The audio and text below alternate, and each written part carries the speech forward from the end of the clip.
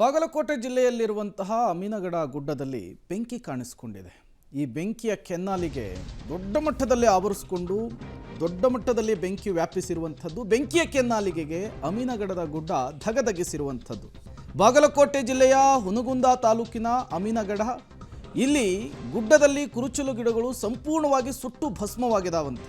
ಅಗ್ನಿಶಾಮಕ ದಳದ ಸಿಬ್ಬಂದಿಗಳು ಬೆಂಕಿ ನಂದಿಸುವಂತಹ ಕಾರ್ಯವನ್ನು ಮಾಡಿದ್ದಾರೆ. ಈ ಬೇಸಿಗೆ ಆರಂಭ ಆಗಿಬಿಟ್ರೆ ಈ ಕಾಡುಗಳಲ್ಲಿ ಈ ರೀತಿ ಬೆಂಕಿ ಕಾಣಿಸ್ಕೊಳ್ಳೋದು, ಅದು ಕ್ಷಣಾರ್ಧದಲ್ಲಿಯೇ ಇಡೀ ಕಾಡಿಗೆಯನ್ನು ವ್ಯಾಪಿಸಿಕೊಳ್ಳುವಂತಹ ಘಟನೆಗಳಾಗ್ತಾನೆ ಇರುತ್ತೆ. ಈಗ ಬಾಗಲಕೋಟೆಯ ಹುನಗುಂದದಲ್ಲೂ ಕೂಡ ಇದೇ ರೀತಿಯ ಘಟನೆ ಆಗಿರುವಂಥದ್ದು.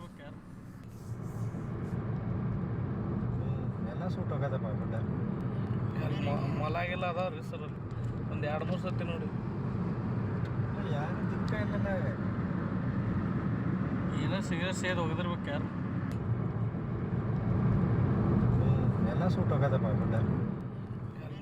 ಬೆಂಕಿಯ ಕೆನ್ನಾಲಿಗೆಗೆ ಅಮೀನಗಡದ ಗುಡ್ಡ ಸಂಪೂರ್ಣವಾಗಿ ಧಗಧಗಿಸಿದೆ. ಈ ಬೆಂಕಿಯನ್ನು ನಂದಿಸಲಿಕ್ಕೆ ಅಗ್ನಿಶಾಮಕ ದಳದ ಸಿಬ್ಬಂದಿಗಳು ಹರಸಾಹಸ ಪಡಬೇಕಾದಂತಹ ಪರಿಸ್ಥಿತಿ. ಅದರ ಜೊತೆಗೆ ಅದರೊಳಗಿದ್ದಂತಹ ಜೀವ ಸಂಕುಲಗಳ ಪಾಪ ಪರಿಸ್ಥಿತಿ ಅದೇನಾಯಿತೋ ಗೊತ್ತಿಲ್ಲ. ಬಟ್ ಏನಕ್ಕೆ ಬೆಂಕಿ ಕಾಣಿಸ್ಕೊಳ್ತು ಅನ್ನೋದು ಗೊತ್ತಾಗಬೇಕಾಗುತ್ತೆ.